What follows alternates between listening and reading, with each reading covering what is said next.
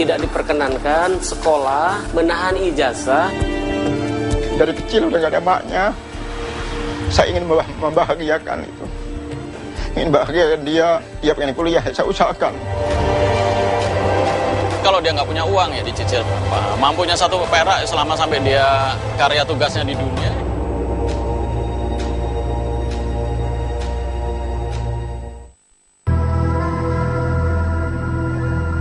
Untuk menelusuri lebih jauh kebenaran praktek-praktek pungutan liar untuk menebus ijazah yang disebut-sebut Sugianto, tim telusur pun mendatangi pesantren ini. Menuju pesantren Al-Asriyah Nurul Iman, kita akan disambut sebuah spanduk yang menjanjikan pendidikan gratis bagi para santrinya. Tim telusur pun mencoba mengikuti salah satu orang tua santri yang berupaya mendapatkan ijazah anaknya.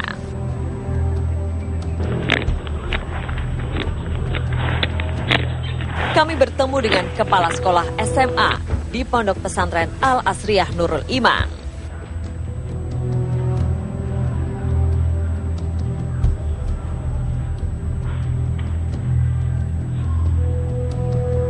Sekarang diubah oleh Umi menjadi waktu itu ya, ingat menjadi 3, 5, 7, 10. 3, 5, 7. 3 SMP gitu, 5 SMA, anaknya 10. Kayaknya tetap juga masih ada gitu yang lainnya terakhir kesepakatan ini. Udah sekarang kalau begitu kesepakatannya kalau misalkan dia ini ditekan saja Ustaz, biar nanti nggak ada yang nebus, itu pasti loh. Biar nanti nggak ada yang nebus, ditekan saja. Kesepakatan terakhir itu langsung bersama itu 5, 7, 10. Jadi kalau misalkan itu 10. Kalau untuk ambil tugasnya satu. Itu memang nggak ada aturan bakunya? Memang nggak ada nama. Oh. Yang ada aturan baku. Jadi emang kami juga pahamnya bagaimana, karena kan waktu di zaman Abah juga, Abah nggak pernah, atau Abah juga dan Umi yang saya tahu tetap memakaikan prinsip Abah itu tidak mau keser pun ambil dari anak.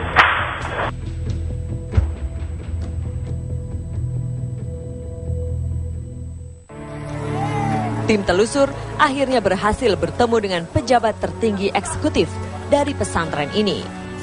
Ketika dimintai konfirmasi tentang adanya pungutan biaya penebusan ijazah, pimpinan pondok pesantren ini membantah jika biaya penebusan ijazah dianggap sebagai pungutan ilegal.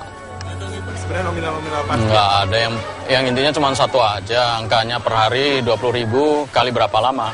Itu 20.000 indeks dari mana itu tadi kita lihat aja lah ketoprak, ketoprak 5.000. Nah ini udah lengkap, ada guru, ada makan, ada apa, itu kan berarti sebenarnya udah lebih. Tapi oke lah, 20.000 per hari, berarti kan makan 3 kali dan macam-macam berapa gitu kan. Nah kalau dia keluar ya sebenarnya, dan kemudian kalau dia nggak punya uang ya dicicil berapa. Mampunya 1 perak selama sampai dia selesai karya tugasnya di dunia ya gitu. Menurut Krisna, sistem penalti yang diterapkan ini salah satunya bertujuan untuk mencegah adanya murid yang masuk pesantren semata-mata untuk mendapatkan ijazah. Memang tadinya kita polos-polos saja. Ternyata banyak yang masuk katanya kelas 2 SMP, ternyata masuk hanya ngejar ijazah habis itu keluar. Masuk kelas 2 atau kelas 3 SMA, habis itu keluar ternyata nggak nurusin lagi, jadi ngambil ijazah. Nah kita nggak mau. Pihak pesantren mewajibkan setiap calon santri untuk menandatangani surat perjanjian pada saat mereka memutuskan untuk menimba ilmu di Pondok Pesantren Al-Asriyah Nurul Iman. Dalam surat ini, setiap santri berjanji untuk menuntaskan seluruh jenjang pendidikan di pesantren, ditambah masa pengabdian 2 tahun. Jika tidak memenuhi kesepakatan, maka penalti akan diberlakukan. Dalam perjanjian itu sebenarnya dari kami adalah anak ini tidak boleh putus di tengah jalan. Jadi umpamanya dia dari SD ya berarti teruskan SMP. SMP teruskan SMA, SMA dia masuk ke Jami'ah. Nah setelah itu ada pengabdian 2 tahun.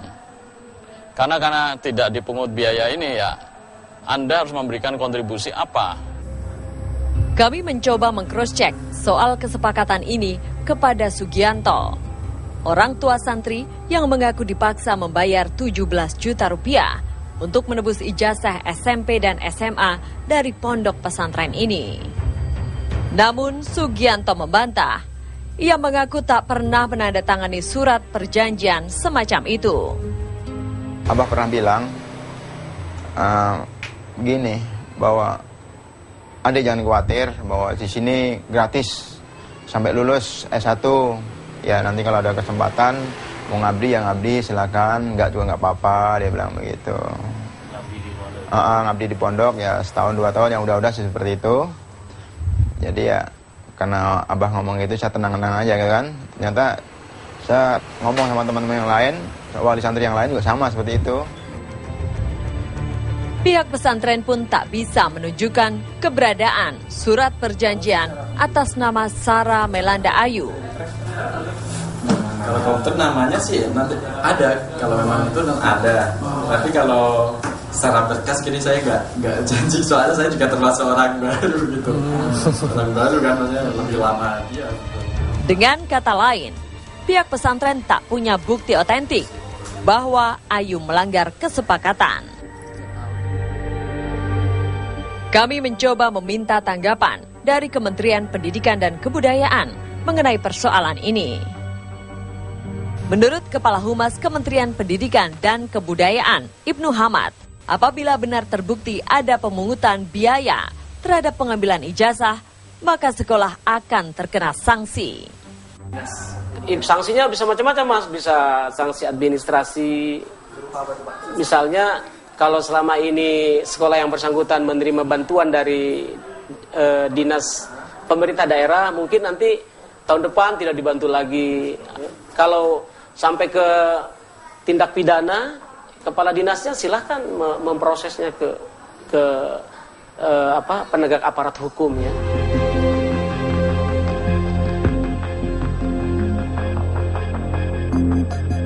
Tidak diperkenankan sekolah menahan ijazah para